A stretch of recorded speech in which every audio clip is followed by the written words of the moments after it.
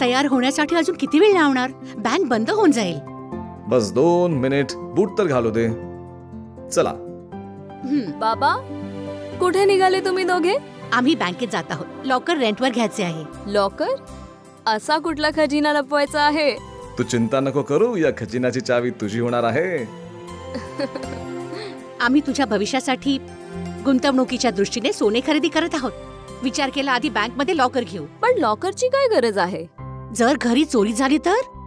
आम्हाला कुठलीही जोखीम नको आहे आणि बँक आपल्या घरापेक्षा खूप सुरक्षित आहे.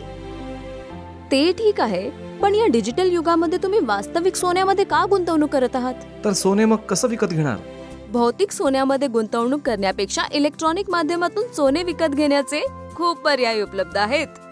जसे की सॉव्हरेन गोल्ड बॉन्ड्स, जी सरकारी योजना आहे, एक्सचेंज ट्रेडेड फंड्स किंवा ETFs आणि म्युच्युअल फंड्सची ती योजना जे सोन्यामध्ये गुंतवणूक करतात. या व्यतिरिक्त तुम्ही रेग्युलेटेड कमॉडिटी एक्सचेंजने देखील सोने विकत घेऊ शकता आणि त्याचे वितरण इलेक्ट्रॉनिक माध्यमातून घेऊ शकता आणि गरज असल्यास पुढे जाऊन त्याचे भौतिक वितरण पण घरी बसल्या मिळू शकते. या पर्यायाविषयी मला माहितीच नव्हते.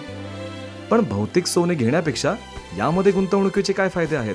यामध्ये निवेश करण्याचे काही महत्त्वपूर्ण फायदे आहेत, जसं की तुम्हाला सोन्याच्या किमतीमध्ये पारदर्शिता मिळते. तुम्ही सोने रेग्युलेटेड एंटिटीच्या माध्यमातून विकत घेत आहात.